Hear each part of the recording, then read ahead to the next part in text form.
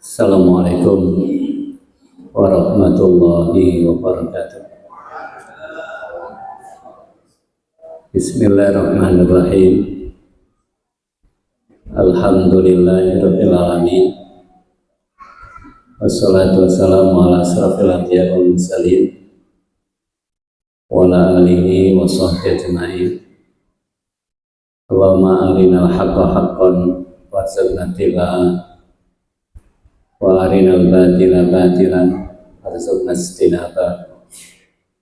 Allahumma afina fi badanina, Allahumma afina fi sam'ina, Allahumma afina fi basarina, la ilaha illa anta ma'badu. Bapak Ibu, mari kita sama-sama membaca surat Al-A'raf, mempelajari isinya. Mudah-mudahan Allah memberikan rahmat hidayah dari ayat-ayat yang akan kita baca. Kita masih melanjutkan pembahasan surat Al-A'raf pada malam hari ini dari ayat 12. Pertemuan yang lalu pada ayat 11. Kita ulangi ringkasannya dari ayat 11. A'udzu billahi minasyaitonir rajim. Bismillahirrahmanirrahim. Walaqad khalaqnakum tsumma sawwarnakum tsumma qulna lil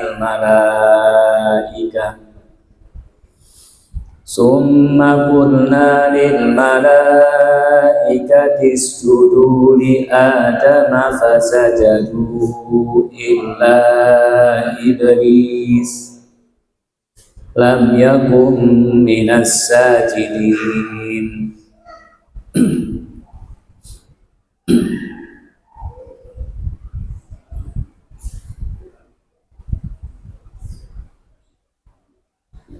Qala ma mana'aka alla tasjuda id amartuk.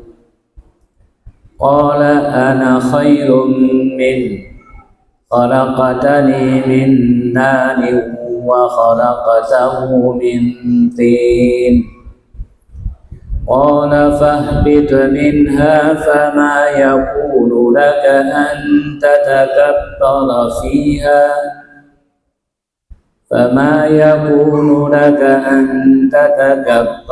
fiha fakhruj innaka minas sagirin.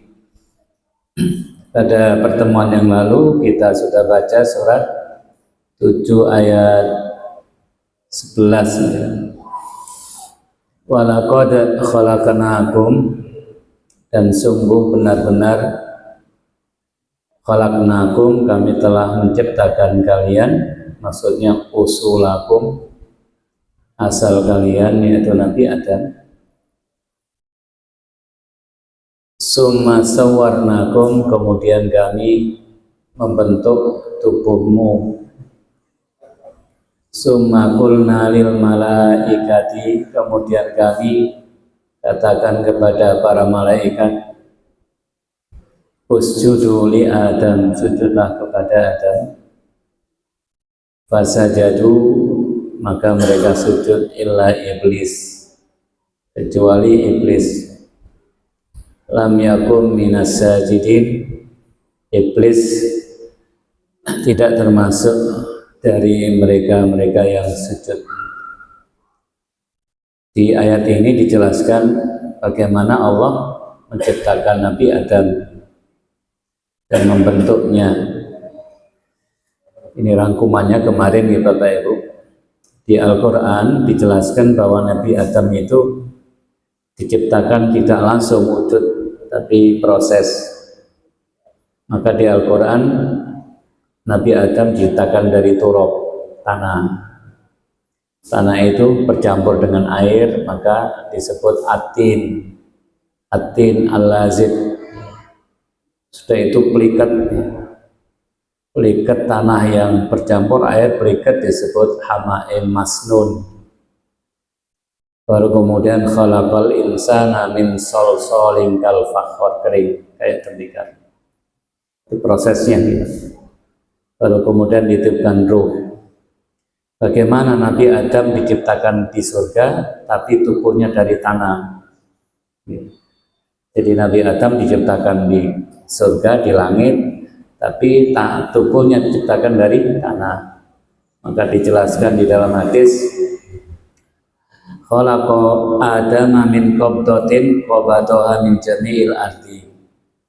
Jadi Nabi Adam itu diciptakan dari genggaman yang diambil dari seluruh bumi. Jadi Allah perintahkan malaikat untuk mengambil genggaman adimul ardi, lapisan paling atas dari bumi, seluruh bumi itu.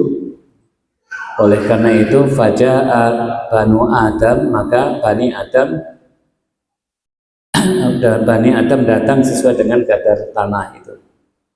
Tanah ada yang hitam, ada yang merah, ada yang kuning, ada yang putih. Maka kulit manusia seperti tanah itu. Ada yang hitam gitu, ada yang kemerah-merahan, ada yang putih. Di hadis yang lain, Nabi Adam itu diciptakan oleh Allah, khalaqallahu Adam wa tuluhu situna dira'an. Nabi Adam itu diciptakan oleh Allah, tingginya 60 hasta. Hasta kita ini Pak, 60 hasta.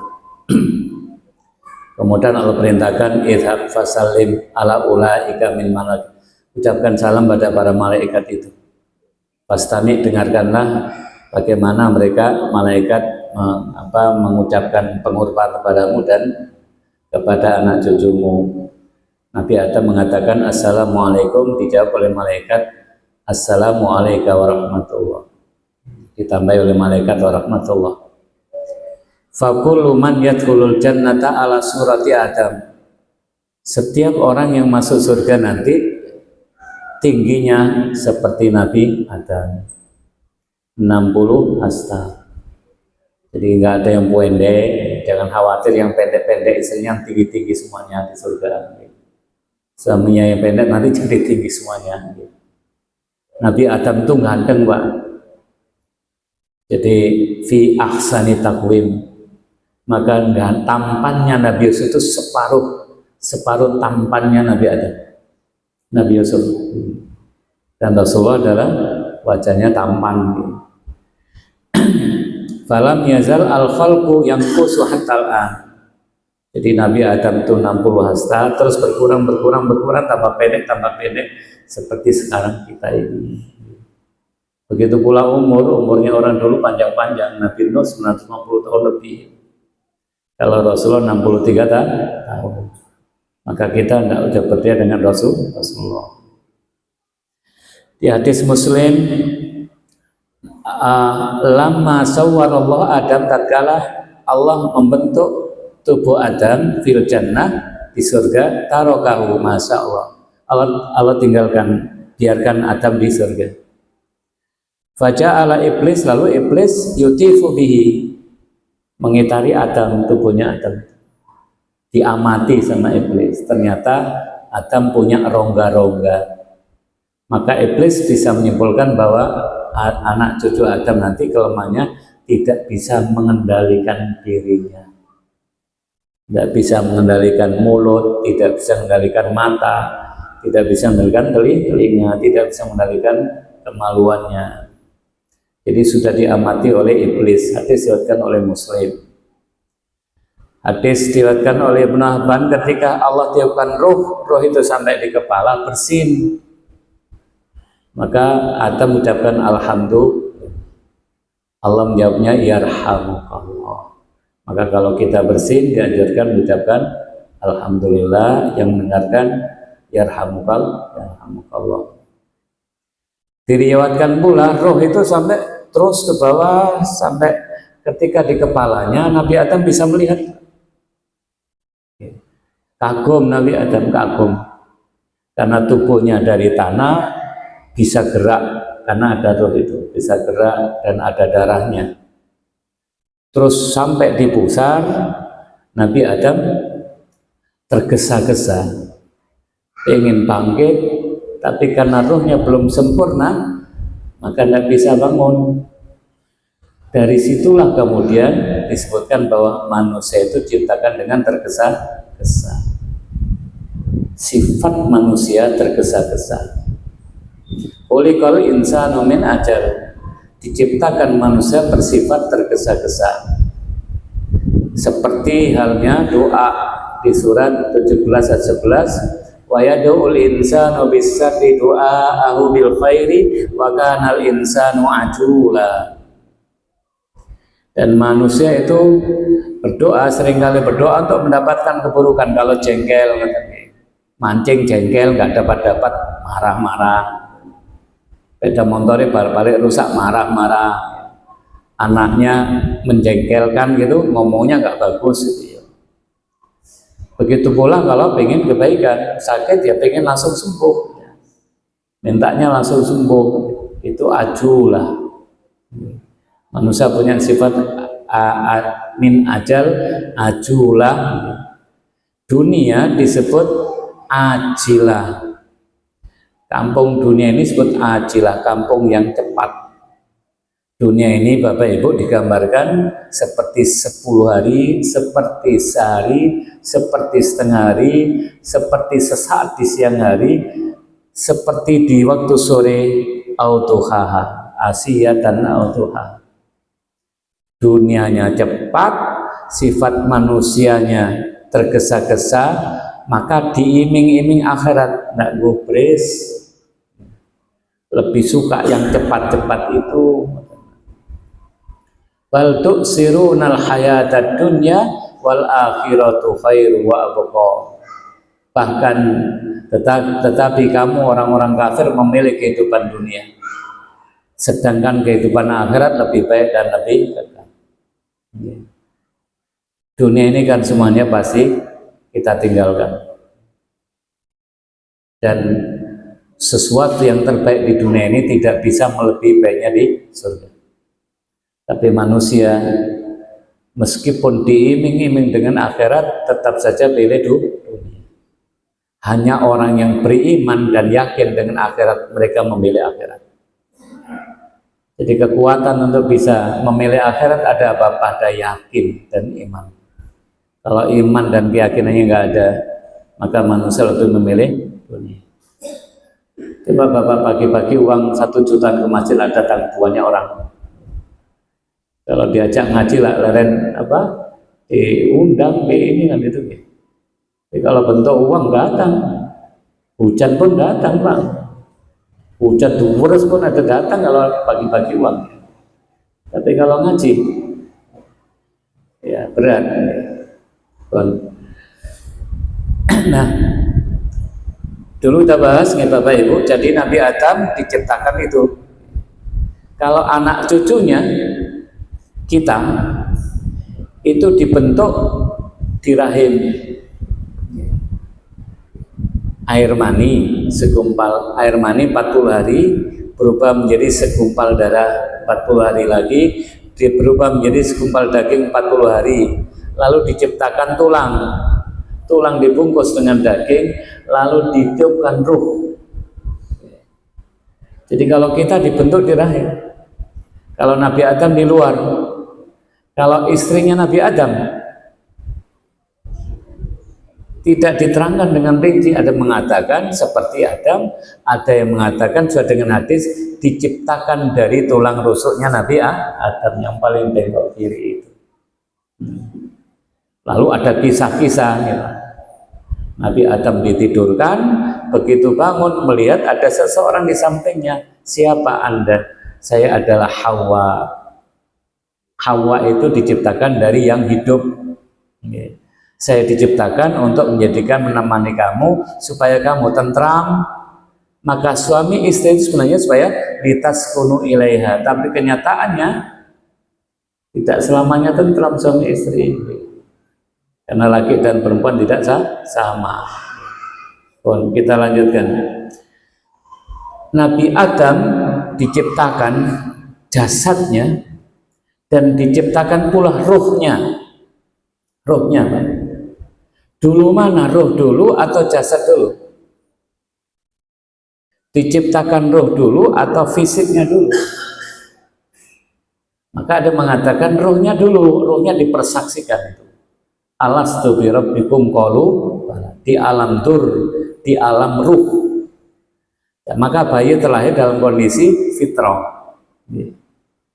Siapa yang menitipkan roh pada anak cucu Adam? Malaikat tiupkan roh pada janin itu. Lalu ditulislah takdirnya itu. Nah, ruh itu tubuh kita ini badan ya Pak, badan. Di dalam tubuh kita ada ruh. Ruh itu dihidupkan di tubuh kita, makhluk baru. Tapi begitu dihidupkan di ruh kita, di badan kita, maka ruh itu kekal. Ruh yang ada pada diri kita ini kekal. Orang mati rohnya masih ada. Di mana? Di alam barzah. Lalu nanti pada hari kiamat dibangunkan, dihidupkan dengan fisiknya. Jadi kita ini diciptakan oleh Allah, badan kita kalau mati kembali ke tanah, tapi roh kita masih ada terus. Roh itu kekal, Pak. Kalau tubuh kita yang nggak bisa hancur, tulang ekor, nanti pada hari kiamat dihidupkan dari tulang ekor itu. Untuk itulah di Al-Quran kisah tentang Adam itu didahului dengan surat Al-Baqarah ayat 28. Kaifa takfuruna billahi wa kuntum ammatan fahyakum summa yumitukum summa yuhyikum summa ilaihi turja'un. Jadi di surat Al-Baqarah kisah Nabi Adam ini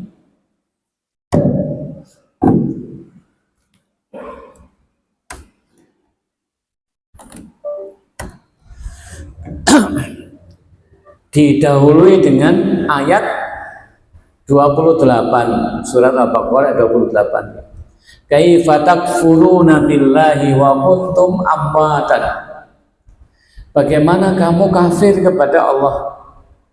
Wa kuntum amwatan, padahal kamu dahulunya mati, tidak ada. Fahyakum, lalu Allah menghidupkan kamu, sekarang hidup ya. Kita asalnya nggak ada, diciptakan lalu ada sekarang. Summa yumitukum, kemudian nanti Allah akan mematikan kalian. Summa yuhyikum, kemudian Allah akan menghidupkan kalian. Jadi kisah Nabi Adam ini diawali dengan ayat ini. Manusia, saat Allah berfirman, kamu itu asalnya tidak ada, kemudian diciptakan hidup, nanti mati lagi, terus mau dihidupkan selama-lamanya. Bapak yakin enggak bahwa kita ini sudah terlanjur hidup untuk hidup selama-lamanya? Ini penting, Pak. Mati itu bukan akhir dari hidup, bukan. Badan kita iya hancur, tapi ruh kita masih ada, masih hidup. Dan nanti nunggu hari kiamat baru dibangkitkan semua. Jadi manusia itu, kita ini sudah terlanjur dikasih hidup oleh Allah untuk hidup kekal. Maka ada urut-urutannya di alam dur itu, alam ruh ya. Terus dibentuk di rahim, itu darul atwar, pembentukan. Terus di dunia itu darul adwar, siklus. Dunia ini siklus ya Pak, kadang senang, kadang sedih, kadang jaya, kadang jatuh, kadang kaya, kadang miskin, terus itu. Kadang sehat, kadang sakit karena ujian. Terus mati. Mati di alam barzah namanya darul intidor, kampung menunggu. Karena belum kiamat, nunggu di kampung di alam barzah. Masih banyak manusia yang ada di dunia, nunggu. Baru nanti darul qarar, masuk surga atau masuk neraka. Nah kalau asalnya nggak ada orang percaya, sekarang kita hidup semua orang percaya, nanti kita pasti mati semuanya percaya. Tapi ketika disampaikan oleh Al-Quran bahwa kamu semuanya akan dihidupkan lagi dan tidak ada mati lagi, ini banyak yang percaya. Sampai orang-orang kafir itu saking tidak percaya pada bangsa Nabi, membawa tulang yang usang itu di hadapan Rasulullah, diremet-remet begitu, terus dibuang di depan Nabi. Kayak begini bisa hidup lagi. Lalu turun ayat, lebih sulit mana, asalnya dari tidak ada menjadi ada, atau sudah pernah ada diadakan lagi? Wong kita asalnya nggak ada sama sekali, lalu kita sudah pernah hidup, nanti dihidupkan lagi, lebih sulit mana menurut akal manusia? Yakin ya Bapak Ibu, kita ini akan kekal, yakin ya? Kita ini kekal Pak. Nanti mati kedua tak mau. Kita ini kekal, akan hidup selama-lamanya. Cuma permasalahannya milih ingin masuk surga atau masuk neraka. Nah di ayat 29, walladzi khalaqalakum ma fil ardi jami'an tsumma stawa ila samai fasawwahunna sab'a samawat wa huwa bikulli syai'in alim. Di ayat 29, bumi itu diciptakan oleh Allah untukmu, untuk manusia. Di surat yang lain ditundukkan untuk melayani manusia.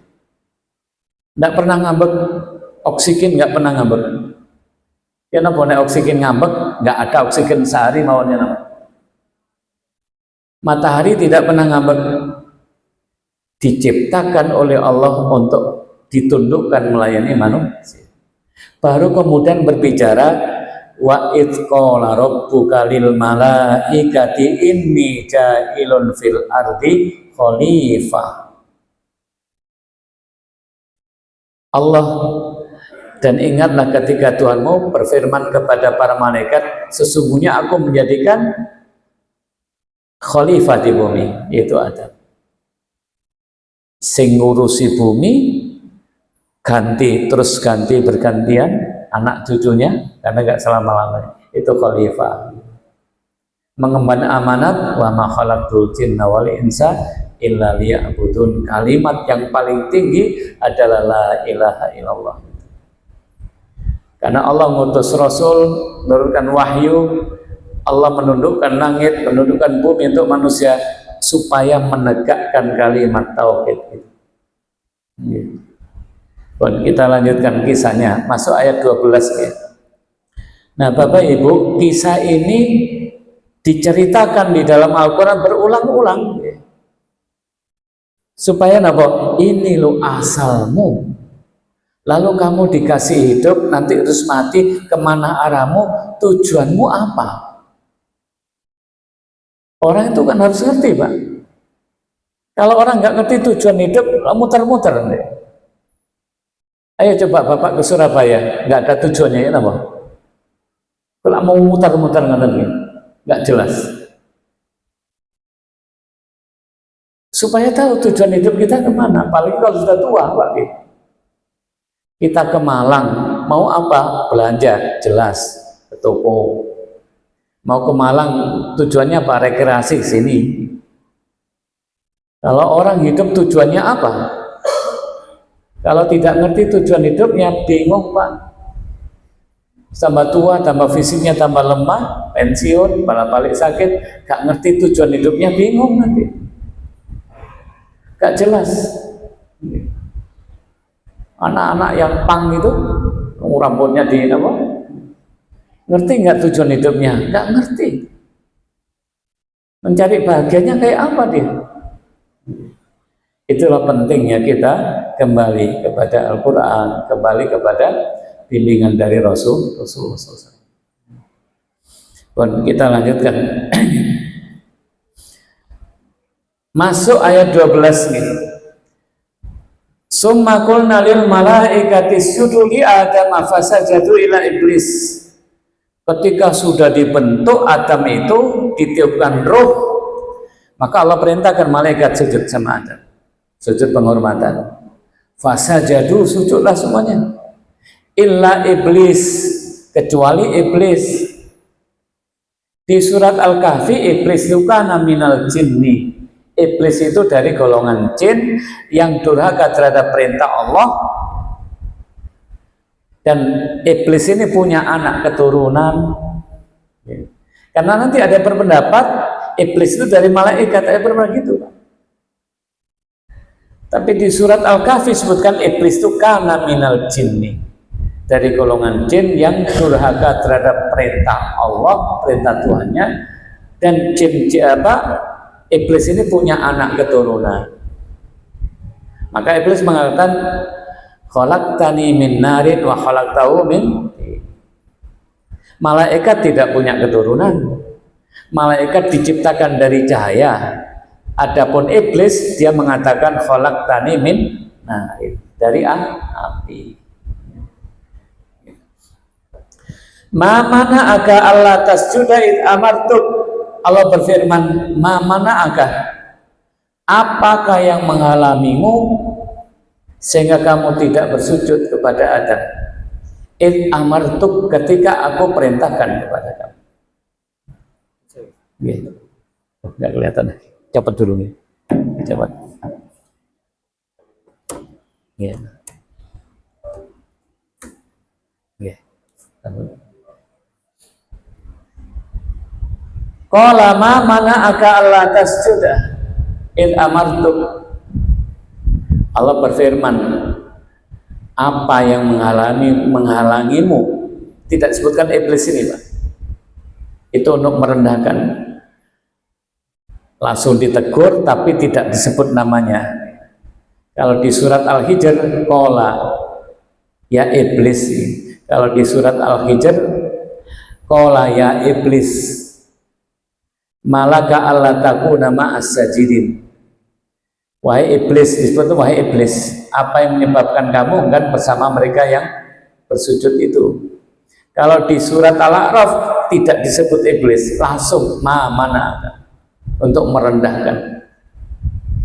Kalau Bapak Ibu ditegur tidak disebut namanya itu direndahkan betul. Tapi di surat Al-Hijr, ya iblis, ya iblis, berarti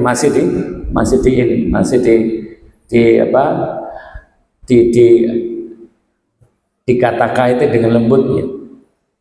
Allah tasjuda id amartuk, ketika aku perintahkan saja. Maka di sini ada kaidah al aslu fil amri lil wujub. Dasarnya perintah Allah itu wajib. Karena kalau tidak wajib nanti iblis beralasan kan sunnah. Kan tidak apa-apa, tidak sujud kan sunnah kan itu ya. Maka perintah itu asalnya adalah wajib. Yang kedua langsung. Jadi perintah Allah ini sujudlah, harus wajib dikerjakan dan langsung. Kalau nggak langsung bisa berkilah nanti iblis. Nanti saja lah, nggak sekarang bisa. Qala ana khairum minhu. Iblis berkata, aku lebih baik daripadanya. Khalaqtani min nari wa khalaqtahu min tin. Engkau menciptakan aku dari api dan engkau menciptakannya dari tin tanah.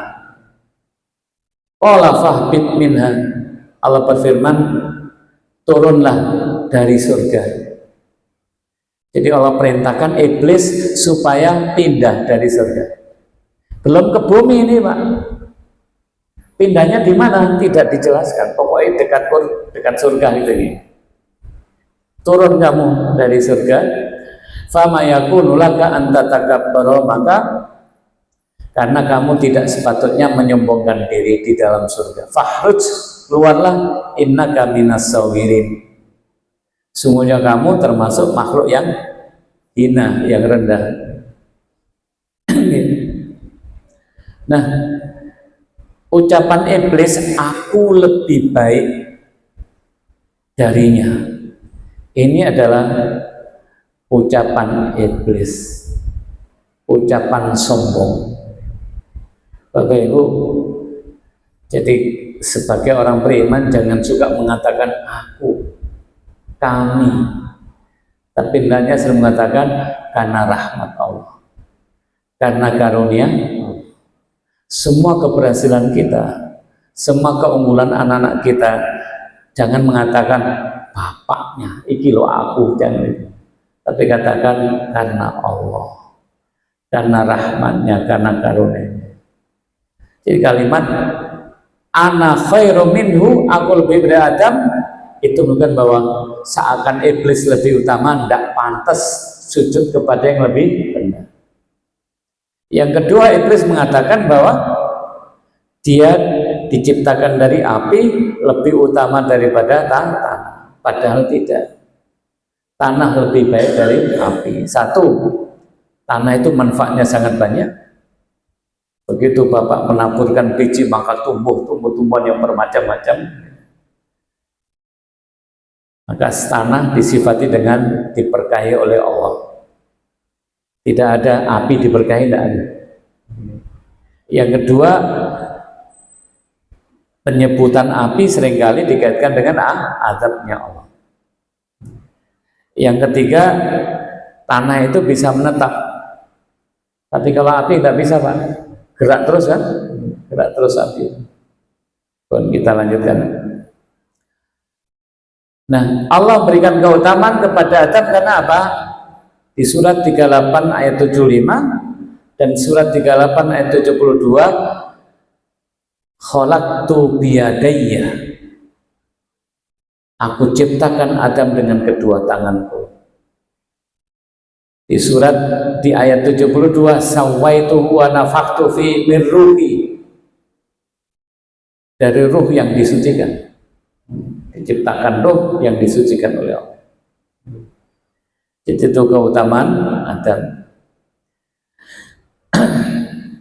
Qala fahbit minha fama yakunu laka an tatakabbara fi fakhruj innaka minas sawirin. Keluarlah kamu, turunlah kamu dari surga, maka tidak sepatutnya bagimu, tidak sepatutnya menyombongkan diri di dalamnya, karena kamu tidak sepatutnya menyombongkan diri dalamnya. Keluarlah, innaka minas sawirin.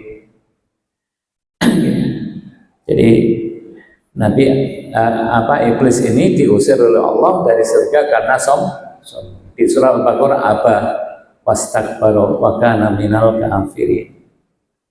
Untuk itu Bapak Ibu, sombong ini adalah dosa yang sangat besar. Ujub itu diawali dengan anak, kami. Jadi ujub itu seakan dia punya kelebihan, bukan datangnya dari Allah tapi dari dirinya sendiri. Hati-hati, karena ujub itu syirik, mempersukan dirinya kepada Allah. Kalau riya, mempersukan Allah dengan orang lain. Maka di dalam Al-Quran, orang yang sombong itu dia tidak punya kemampuan bisa memahami ayat-ayat Allah dan terjauh dari hidayah. Sa'asrifu an ayati alladzina yatakabbaruna fil ardi ghairil haqq. Aku akan memalingkan orang-orang yang sombong di bumi, bighairil haqq, tanpa alasan benar. Dari apa? Dari tanda-tanda kekuasaanku, dari ayat-ayatku. Jadi kalau orang itu sombong, Pak, sulit memahami Al-Quran. Kalau sudah punya sifat sombong di belajar Al-Quran, maka dia sulit untuk memahami. Maka orang-orang munafik itu kalau dibacakan ayat-ayat Allah, dia berbisik-bisik dengan temannya. Tadi itu apa, disampaikan apa itu, sambil tersenyum-tersenyum. Tapi kalau orang beriman, begitu dia dibacakan ayat-ayat Allah, maka dia bergembira dan bertambah-tambah iman. Yang kedua, orang yang sombong tempatnya di dalam neraka. Surat 39 60. Wa yaumal qiyamati taral ladzina kadzabu 'ala Allah wujuhuhum muswaddah alaysa fi jahannam wasalil mutakabbirin. Bukankah neraka jahanam itu tempat tinggal bagi orang-orang yang takabur? Allah tidak suka kepada orang-orang yang sombong. Mukhtalan fakura la yuhibbul mustakbirin. Innallaha la yuhibbu man kana mukhtalan fakhura. sombong dengan lisannya, merendahkan orang lain dengan lisannya, sombong dengan kakinya, jalan dientak-entakkan gitu ya, supaya orang lain merasa diri rendah. Sombong dengan kedip-kedip matanya, bisa nggak? Sombong dengan senyumannya, bisa nggak? Senyum tapi merendahkan orang lain, bisa. Maka sombong muhtalan fakhura, sombong dengan bajunya. Maka di dalam Nabi Musa berlindung pada Allah, waqala Musa inni utu bi rabbi wa rabbikum min kulli mutakabbirin la yu'minu bi yaumil hisab. Musa berkata, inni utu bi rabbi, sungguhnya aku berlindung kepada Tuhanku, wa rabbikum, dan Tuhanmu, min kulli mutakabbirin, dari setiap orang yang menyombongkan diri, la yu'minu bi yaumil hisab, yang tidak beriman kepada hari perhitungan. Hati-hati ya Bapak Ibu, sakit penyakit sombong. Maka seorang sahabat bertanya, la yadkhulul jannata man kana fi qalbi misqala dzarratin min kibrin. Tidak akan masuk surga orang yang masih ada di dalam hatinya sebesar biji zarrah pun dari kesombongan di dalam hatinya. Qala rajulun, seorang bertanya, innar rajula yuhibbu ayyakuna saubahu hasanan wa na'lahu hasanan. Innar rajula yuhibbu ayyakuna saubuhu hasanan wa na'luhu hasanatan. Ya Rasulullah, ada orang yang suka bajunya bagus dan sandalnya bagus. Qala innallaha jamilun yuhibbul jamal. Sungguhnya Allah indah dan Allah suka keindahan. Tidak apa-apa pakai baju yang bagus, tidak apa-apa pakai sandal bagus, tidak ada apa-apa. Lalu ada batasannya. Al-kibru batorul haqqi, sombong itu adalah menolak kebenaran. Wa ghamtun nas, sombong itu pada saat kamu merendahkan orang lain. Jadi pada saat kita ada perasaan merendahkan orang lain dengan baju kita, dengan ucapan kita, maka itu sudah termasuk sombong. Lawan katanya sombong adalah tawadhu. Qala andirni ila yaumi yub'atsun, qala innaka minal mundarin. Qala, iblis berkata, andirni, tangguhkan aku, berilah aku penangguhan ila yaumi yub'atsun, sampai pada hari dibangkitkan. Jadi kiamat ada dua tiupan pertama mati semuanya, tiupan kedua dibangkitkan. Iblis minta supaya dikasih tangguh sampai hari kebangkitan. Berarti iblis mau kekal, maunya kekal, karena nggak ada matinya sama sekali. Maka qala innaka minal mudharin, sungguhnya kamu termasuk mereka yang diberi penangguhan nanti di surat Al-Hijr, ila yaumin ma'lum. Jadi iblis itu ditangguhkan sampai hari kiamat, tiupan pertama mati semuanya, iblis termasuk mati. Baru kemudian nanti tiupan kedua dibangkitkan semuanya. Jadi siapa umurnya paling panjang dari jin dan manusia? Iblis. Iblis sampai sekarang tidak mati. Jadi jam terbangnya sudah cukup panjang ya Pak. Bodohnya pinter teman-teman, karena nggak mati-mati. Jadi iblis ini belum mati sampai sekarang. Maka anak cucu iblis ada yang beriman, ada yang soleh, ada yang tidak soleh. Nanti terangkan di surat Al-Jin. Qala fa bima aghwaytani la aqudanna lahum siratal mustaqim. Iblis menjawab, karena engkau telah menyesatkan aku, pasti aku akan selalu menghalangi mereka dari jalanmu yang lurus. Sing lurus-lurus didatangi sama iblis. Makanya kalau ibu lurus sholatnya pasti digoda khususnya.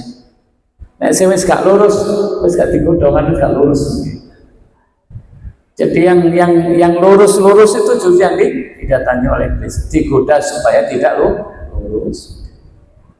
Jadi kalau ada orang yang sudah tidak lurus, aku loh gak tahu merasakan sembahyang kayak begitu, kan macam gak lurus. Jadi yang lurus-lurus akan didatangi. Summala atiyannahum min baini aydihim wa min khalfihim ma'an aymanihim ma'an sama'irihim wa la tajidu aksarum syakirin. Didatangi dari kanan, dari belakang, dari depan, dari belakang, dari kanan, kiri, atas dan bawah tidak.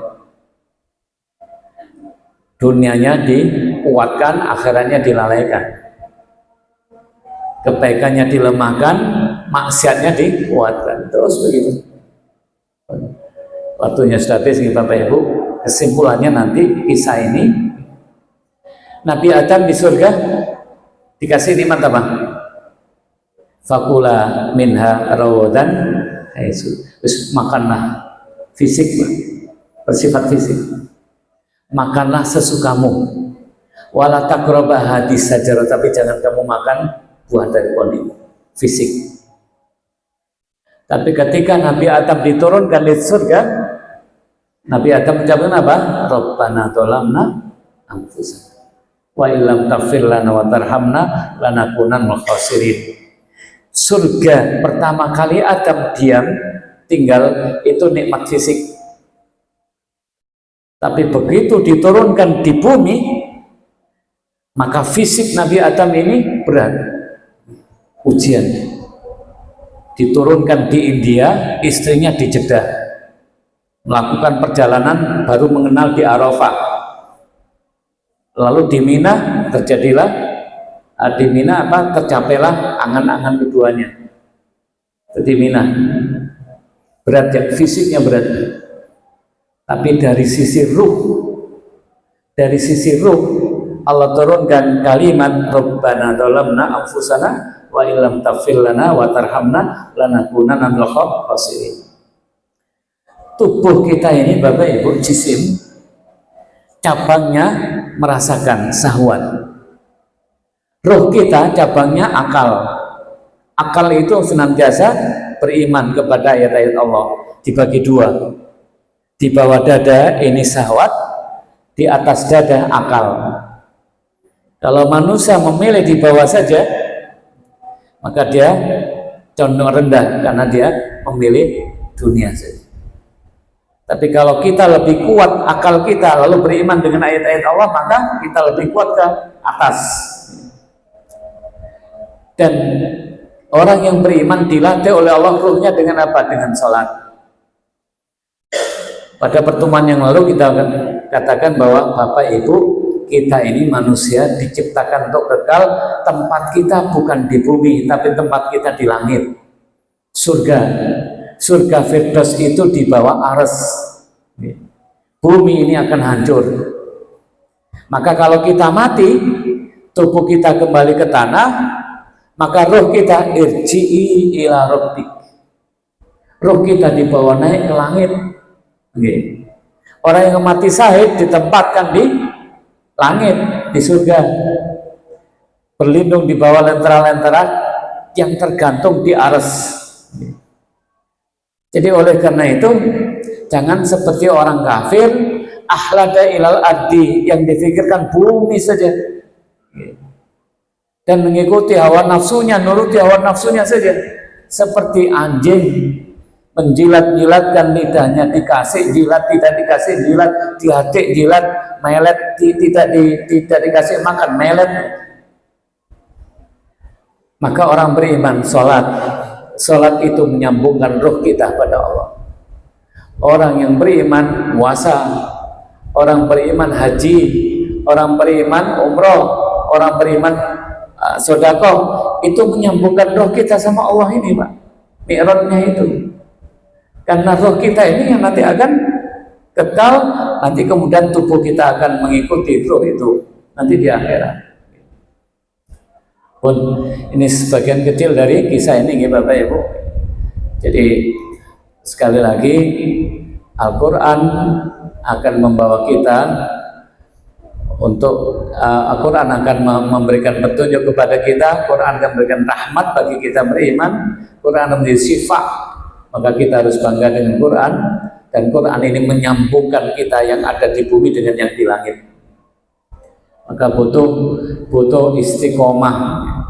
Kisah-kisah ini disampaikan lagi berulang-ulang dalam Al-Quran, khalaqal insana min salsalin kal fakhar wa khalaqal janna min marijin min nar fabi ayyi ala'i rabbikum tukadzibun. Supaya kita pandai bersyukur, ini lo asalmu dan kamu akan diangkat oleh Allah untuk hidup menjadi makhluk yang terbaik. Khairul bariyah, dengan beriman dan soleh. Ini saja yang bisa saya sampaikan. Mudah-mudahan Allah memberikan pencerahan terus pada kita, mudah-mudahan memberikan hidayah kepada kita bisa istiqomah jalan Allah. Mohon maaf kurangnya, saya mohon maaf mungkin izin dulu, nanti nggak ikut berjamaah. Kita tutup dengan doa kafaratul majelis. Bila taufiq wal hidayah. Assalamualaikum warahmatullahi wabarakatuh.